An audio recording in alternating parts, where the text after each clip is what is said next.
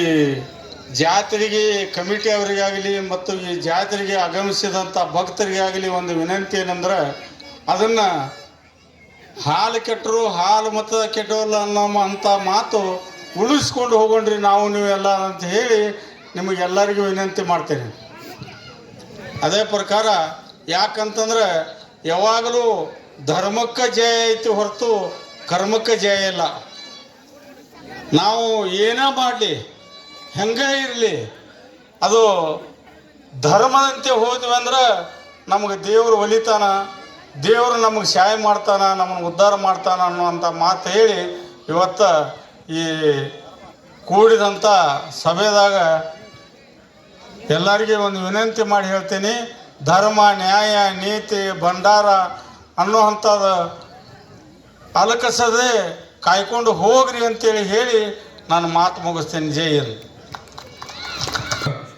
ವೇದಿಕೆ ಮೇಲಿರುವಂಥ ಎಲ್ಲ ಹಿರಿಯರಿಗೂ, SP ಸಾಹೇಬ್ರವರಿಗೂ ಈ ಸುಂದರ ಸಂಜೆಯ ನಮಸ್ಕಾರವನ್ನು ತಿಳಿಸ್ತಾ, ಹಳ್ಳಿಕೆರೆ ಗ್ರಾಮದಲ್ಲಿ ಇದೇ ಫಸ್ಟ್ ಈ ದೇವಸ್ಥಾನ ನೋಡ್ತಾ ಇರೋದು. ಸುಮಾರು ವರ್ಷಗಳಿಂದ ಇದೆ. ಆ ದೇವಿ ಬಂದು ಇಲ್ಲಿ ಮೈಲಮ್ಮ ದೇವಿ ಬಂದು ನೆಲೆಸಿರೋದು ಈ ಊರಿಗೆ, ಮತ್ತು ಅದನ್ನು ಆಚರಣೆ ಮಾಡ್ಕೊತ ಬರ್ತಾ ಇದ್ದ ನಿಮ್ಮೆಲ್ಲರಿಗೂ ಕೂಡ ಆ ದೇವಿ ಒಳ್ಳೆಯದನ್ನು ಮಾಡಲಿ. ಈಗ ಮುಂದೆ ನಡೆಯುವಂಥ ಕಾರ್ಯಕ್ರಮ ಶಾಂತಿಯಿಂದ ಮುಗಿಲಿ ಅಂತ ಕೇಳ್ಕೊಂತ ನನಗೆ ಒಂದೆರಡು ಮಾತಾಡ್ಲಿಕ್ಕೆ ಅವಕಾಶ ಮಾಡಿಕೊಟ್ಟಂಥ ಎಲ್ಲರಿಗೂ ವಂದಿಸ್ತಾ ನಾನು ಮಾತು ಮುಗಿಸ್ತೇನೆ. ನಮಸ್ಕಾರ. ಸೇರ್ತಕ್ಕಂಥ ಎಲ್ಲ ನನ್ನ ಬಂಧು ಬಾಂಧವರಿಗೆ ನಮಸ್ಕಾರಗಳು, ಹಾಗೂ ಈ ವೇದಿಕೆ ಮೇಲಿರ್ತಕ್ಕಂಥ ಎಲ್ಲ ನನ್ನ ಗುರು ವೃಂದದವರು ಹಾಗೂ ಪಿತೃ ಸಮಾನರು ಹಾಗೂ ನನ್ನ ಸಹೋದ್ಯೋಗಿ ಮಿತ್ರರು ಎಲ್ಲರಿಗೂ ಧನ್ಯವಾದಗಳು. ನಾನು ಈ ದಾವಣಗೆರೆಗೆ ಬಂದಾಗಿನಿಂದ ಇದು 2ನೇ ಜಾತ್ರೆಗೆ ಆಗಮಿಸ್ತಾ ಇದ್ದೀನಿ. ನಮ್ಮ ಸಂಸ್ಕೃತಿ ಎಂಥದ್ದಂತಂದರೆ ಕುರಿ ಕಾಯ್ತಾ ಕಾಯ್ತಾ ಹೋಗಿ ಒಂದು ಸುವರ್ಣ ಯುಗದಂಥ ರಾಜ್ಯವನ್ನು ಕಟ್ಟಿರ್ತಕ್ಕಂಥ ಈ ಒಂದು ಸಮಾಜ, ವಿಜಯನಗರ ಸಾಮ್ರಾಜ್ಯವನ್ನು ಕಟ್ಟಿರ್ತಕ್ಕಂಥದ್ದು ಇದೇ ರೀತಿ ಕುರಿ ಕಾಯ್ಕೊಂಡು ಹೋಗಿ ಕಟ್ಟಿರ್ತಕ್ಕಂಥದ್ದು. ಎಲ್ಲೆಲ್ಲಿ ಹೋಗ್ತೀವಿ ಸುಮಾರು ಪ್ರತಿ ಜಿಲ್ಲೆಯಲ್ಲೂ ಕೂಡ ಈ ರೀತಿ ದೇವಸ್ಥಾನ ಕಟ್ಟೋದು, ಅಲ್ಲಿ ಜಾತ್ರೆ ಮಾಡೋದು ಅಲ್ಲೇ ಇರ್ತಕ್ಕಂಥ ರಾಜ್ಯ ಸಹಿತ ಕಟ್ತಾ ಇದ್ದಾರೆ. ಅಲ್ಲೆಲ್ಲಿ ಅವರವ್ರದ್ದೇ ಆದಂಥ ಜಿಲ್ಲೆಗಳಲ್ಲಿ ಸ್ಥಾಪಿಸಿ ಮಾಡ್ತಾ ಇದ್ದಾರೆ. ಇದ್ರ ಎದುರಲಿಕ್ಕಿಂತ ಮುಖ್ಯವಾಗಿ ನಮಗೆ ಬೇಕಾಗಿರೋದು ಇವತ್ತಿನ ಜೀವನದಲ್ಲಿ ನಾವು ಯಾವ ರೀತಿ ಮುಂದುವರಿಬೇಕಂತ, ರಾಜ್ಯ ಕಟ್ಟೋದಾಯ್ತು, ಆಮೇಲೆ ಜಾತ್ರೆ ಮಾಡೋದಾಯ್ತು ಅಂತ. ಈಗ ಹೇಳಿದ್ರು ಸುಮಾರು 7-10 ಸೊಸೈಟಿಗಳು ಸಂಘ ಅಂತ ಹೇಳಿಬಿಟ್ಟು, ಸಂಘಜೀವಿ ಸಂಘ ಇರ್ತದೆ. ಬಟ್ ಅವು ಜಾತ್ರೆ ಮಾಡಿ ಇದು ಮಾಡ್ಕೊಂಡು ಹೋಗೋದಕ್ಕೆ ಮಾತ್ರ ಸೀಮಿತ ಆಗದಂತೆ ಸಮಾಜದ ಒಳಿತಿಗಾಗಿ, ಅಂದ್ರೆ ಮುಂದಿನ ಸಮಾಜಕ್ಕೆ ಈಗೆಲ್ಲ ನಾವು ಎಲ್ಲಿ ಹೊರಟಿದ್ದೀವಿ ಅಂತಂದ್ರೆ ಆರ್ಟಿಫಿಷಿಯಲ್ ಇಂಟೆಲಿಜೆನ್ಸ್ ಇಲ್ಲೇ ಕೂತ್ಕೊಂಡು ಎಲ್ಲ ಜಗತ್ತನ್ನ ನೋಡ್ತಕ್ಕಂಥ ಇದರಲ್ಲಿ ಇದೀವಿ. ಅದಕ್ಕೆ ಬೇಕಾಗಿರೋದು ವಿದ್ಯೆ. ಇವತ್ತಿನ ದಿನದಲ್ಲಿ ನಾವು ಹಿಂದೆ ಕುರಿ ಕಾಯ್ತಾ ಇದ್ರು, ಹೋದ್ರೆ ಗೌರವ ಕೊಡ್ತಾ ಇದ್ರು, ಬನ್ರಿ ಗೌಡ್ರೆ ಅಂತ ಹೇಳ್ಬಿಟ್ಟು ಕುರಿ ಕಾಯ್ತಿದ್ರು. ಇವತ್ತಿನ ಆ ದಿನಗಳು ಇಲ್ಲ. ಹಾಗಿರೋದ್ರಿಂದ ನಮ್ಗೆ ಅನಿವಾರ್ಯತೆ ಏನಿದೆ ಅಂತ ಹೇಳಿದ್ರೆ ವಿದ್ಯೆ ಕಲಿಬೇಕು. ಶಾಲೆಗೆ ಹೋಗಿ ಕಲಿಯೋದಕ್ಕಿಂತಲೂ ವಿದ್ಯಾವಂತರಾಗಬೇಕು. ಸಮಾಜದಲ್ಲಿ ಏನು ನಡೀತಾ ಇದೆ, ಒಬ್ಬರಿಗೆ ಯಾರಿಗೂ ನಾವು ಬಲಿಪುಷ್ಗಳಾಗದಂತೆ ಹೆಂಗೆ ಬದುಕಬೇಕು ಅನ್ನೋದನ್ನು ನೋಡಬೇಕು. ಇವತ್ತು ನಮ್ಗಿರ್ತಕ್ಕಂಥ ಹಕ್ಕುಗಳು ನಮ್ಗೆ ಗೊತ್ತಿಲ್ಲ. ಇತ್ತೀಚೆಗೆ ಕರ್ನಾಟಕ ಸರ್ಕಾರ ಸಂಚಾರಿ ಕುರುಬರು ಅವ್ರಿಗೆ ಆಗ್ತಕ್ಕಂಥ ತೊಂದರೆಗಳನ್ನು ಗಮನ ಹರಿಸಿ ಅವರಿಗೆ ಒಂದು ಕಾನೂನನ್ನು ತಂದಿದೆ. ಆ ಕಾನೂನು ಯಾರಿಗೆ ಗೊತ್ತಿದೆಯೋ ಗೊತ್ತಿಲ್ಲ, ಬಟ್ ಅದನ್ನು ಉಪಯೋಗಿಸ್ತಕ್ಕಂಥ ಜನರು ಬೇರೆ ಆಗಿದ್ದಾರೆ. ಆದರೆ ಅದರ ನಿಜವಾದ ಫಲಾನುಭವಿಗಳು ತಾವು. ಏನಿದೆ ಅಂತ ಹೇಳಿದ್ರೆ, ನಿಮ್ಗೆ ಯಾರಾದರೂ ರೈತ ನೀವು ಫಾರೆಸ್ಟಲ್ಲಿ ಹೋದಾಗ ನಿಮ್ಗೆ ತೊಂದರೆ ಕೊಡಬಾರ್ದಂತ ಕಾನೂನು ಇದೆ. ತೊಂದರೆ ಕೊಟ್ಟರೆ ನಿಮಗೆ ರಕ್ಷಣೆ ಕೊಡಬೇಕಂತ ಇದೆ. ಈಗ ನಮ್ಮ ಹಲವಾಗ್ಲು ASI ಅವರು ಇದ್ದಾರೆ. ಫಾರೆಸ್ಟಲ್ಲಿ ಹೋಗ್ತೀವಿ, ಫಾರೆಸ್ಟಲ್ಲಿ ಹೋದಾಗ ನೀವೆಲ್ಲ ಬರಂಗಿಲ್ಲ, ನಾವು ಫಾರೆಸ್ಟ್ ಹಚ್ಚಿದ್ದೀವಿ ಅಂತ ಆಯಿತು. ಆದರೆ ಸರ್ಕಾರ ನಿಮಗೂ ರಕ್ಷಣೆ ಕೊಟ್ಟಿದೆ, ಮತ್ತು ಆ ಫಾರೆಸ್ಟ್ನ ಉಳಿಸ್ಕೊಂಡು ಹೋಗತಕ್ಕಂಥ ಜವಾಬ್ದಾರಿ ನಮ್ಮದೇ ಸರ್ಕಾರದಲ್ಲ. ಈಗ ನಾನು ಈ ಇಲಾಖೆ ಇರೋದ್ರಿಂದ ಎಲ್ಲ ಇಲಾಖೆಗಳನ್ನು ಸಮತೋಲನದಲ್ಲಿ ನೋಡ್ಬೇಕಂತ ಗೊತ್ತಾಗ್ತಾ ಇದೆ.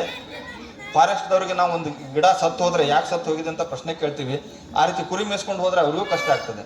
ಆದರೆ ನಮ್ಮ ಪರಂಪರೆಗರ್ತಕ್ಕೆ ಬಂದಿರತಕ್ಕಂಥ ಈ ವೃತ್ತಿಯನ್ನು ನಡೆಸ್ಕೊಂಡು ಹೋಗೋದು ಇವತ್ತಿನ ದಿನಗಳಲ್ಲಿ ಕಷ್ಟ ಆಗ್ತದೆ.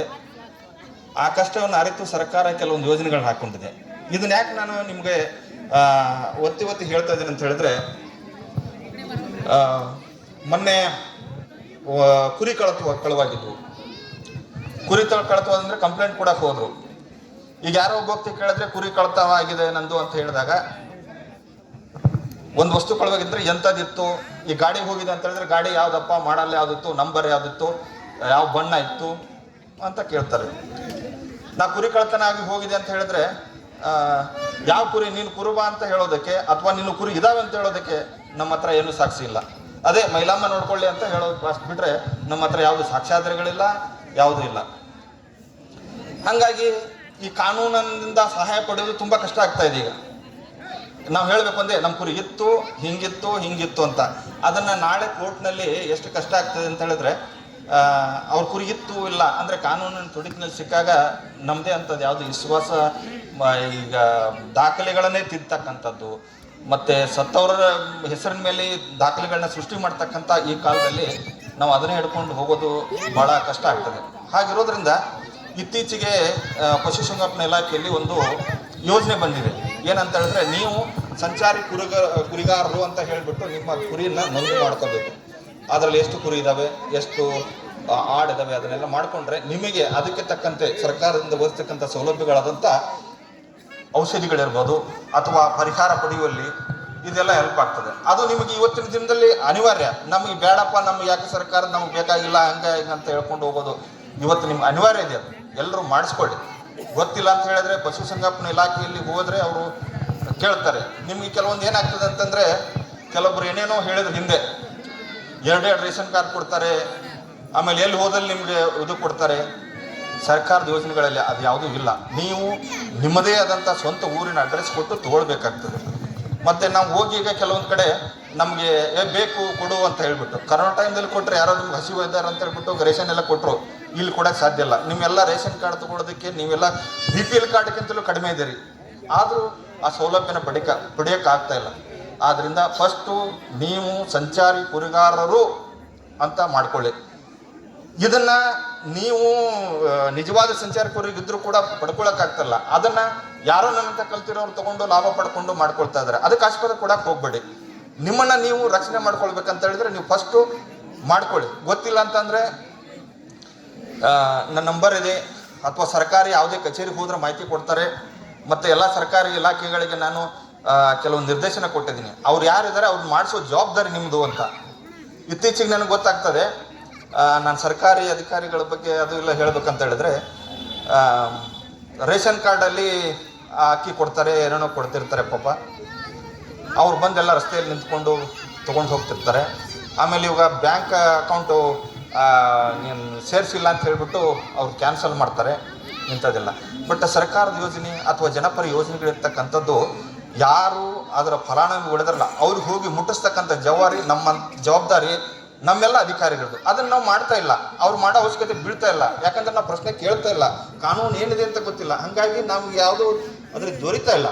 ಹಂಗಿರೋದ್ರಿಂದ ನಿಮಗೆ ಅವಶ್ಯಕತೆ ಇರೋದ್ರಿಂದ ನೀವು ಆ ಕಚೇರಿಗಳದ್ದು ಅಥವಾ ನಿಮ್ಮ ಹಾಸ್ಪಿಟ್ಲ್ಗಳದ್ದು ಬಾಗಿಲು ತೊಟ್ಟವರೆಗೆ ನಿಮ್ದು ಯಾವುದು ಬರಲ್ಲ. ಅದನ್ನ ಮಾಡ್ಕೊಳ್ಳಿ. ಮಾಡ್ಕೊಂಡ ಮೇಲೆ ನೀವು ಒಂದು ಲೆಕ್ಕದಲ್ಲಿ ಬರ್ತೀರಿ.